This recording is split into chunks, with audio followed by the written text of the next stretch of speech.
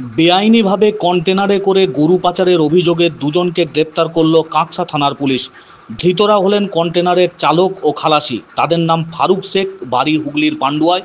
অন্যজন বিহারের বাসিন্দা মোহাম্মদ আশরফ।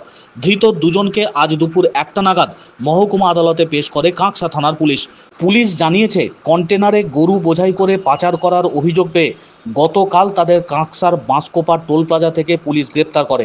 এই ঘটনায় আর কেউ যুক্ত আছে কিনা তার তদন্ত শুরু করেছে পুলিশ। আটক করা হয়েছে কন্টেনার।